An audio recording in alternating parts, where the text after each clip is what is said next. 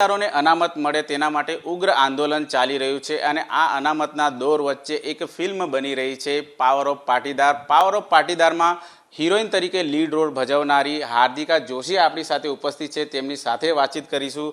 હાર્દિકા, જણાવો કયા પ્રકારે રોલ છે પાવર ઓફ પાટીદારમાં? પાવર ઓફ પાટીદારમાં મારો હાર્દિકને હું એક તરફ મતલબ એક તરફી પ્રેમ કરતી હોઉં એ હિસાબનું મારું કેરેક્ટર છે અને હાર્દિકને મારા પ્રેમની જાણ નથી હોતી. જ્યારે હાર્દિક કોલેજમાં હોય છે ત્યારથી હું હાર્દિકના પ્રેમમાં પડી હોઉં છું. હું ને હાર્દિક બંને કોલેજમાં હોઈએ છીએ, પણ હાર્દિકને મારા પ્રેમની કોઈ જ જાણ નથી હોતી. એ હિસાબનું મારું કેરેક્ટર છે. બિલકુલ. જ્યારે અનામત આંદોલન ચાલી રહ્યું હતું, ઉગ્ર આંદોલન ચાલી રહ્યું હતું, ત્યારે પોલીસ દ્વારા પૂછપરછ કરવામાં આવી હતી હાર્દિકની, તારી કોઈ ગર્લફ્રેન્ડ છે કે કેમ? પરંતુ અત્યારે ફિલ્મમાં એક હિરોઈન તરીકે તમે આવી રહ્યા છો. કઈ રીતે આખું ફિલ્માંકન થશે?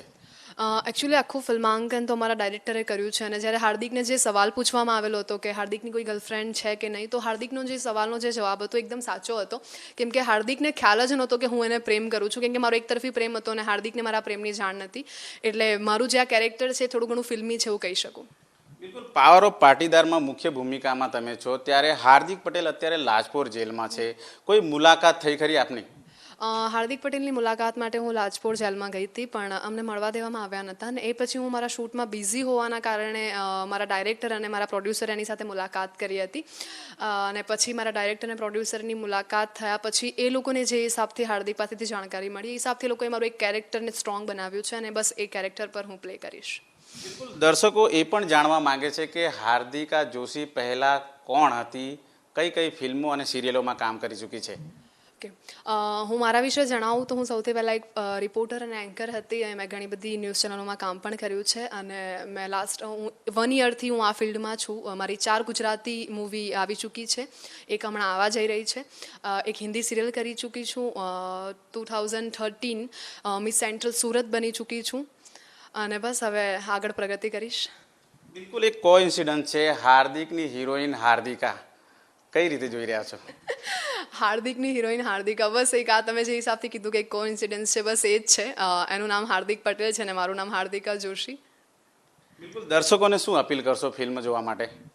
બસ આ એક રિયલ સ્ટોરી ઉપર મૂવી બની રહી છે, તો તમને બધાને મનોરંજન પૂરું પાડશે અને તમને બધાને જ ગમશે આ મૂવી. પ્લીઝ બધા જોજો. બિલકુલ. એક અંતિમ સવાલ, અત્યારે જે અનામત આંદોલનને લઈને લડત ચાલી રહી છે, આજે પાવર ઓફ પાટીદારની હિરોઈન શું માને છે, પાટીદારોને અનામત મળવો જોઈએ કે નહીં? એકચ્યુઅલી આમાં મારો કોઈ પણ કમેન્ટ મારી બનતી જ નથી, કેમ કે આ એક સરકારનો પ્રશ્ન છે અને પાટીદારોનો પ્રશ્ન છે. હું એક એક્ટ્રેસ છું અને મારું કામ છે અભિનય કરવાનું. મને જે પણ કેરેક્ટર આપવામાં આવ્યું છે બસ હું એ કેરેક્ટર કરીશ. બિલકુલ. જ્યારે ગુજરાતમાં ફિલ્મ બની રહી છે ત્યારે કયા કયા લોકેશન ઉપર આ ફિલ્મ શૂટ થઈ રહી છે?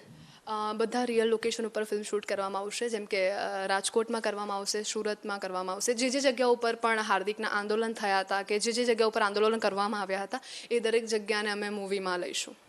બિલકુલ. તો આ હતા હાર્દિકા જોશી, જેમનું સ્પષ્ટ કહેવું છે કે પાટીદારોને અનામત મળે એના માટે સરકાર અને પાટીદારનો પ્રશ્ન છે, પરંતુ જે પ્રમાણે તેમને રોલ મળ્યો છે હાર્દિકની પ્રેમિકાનો રોલ ભજવવાનો, હવે જોવું એ રહેશે કે પાવર ઓફ પાટીદારમાં કયા પ્રકારનો રોલ હાર્દિકા જોશી ભજવે છે.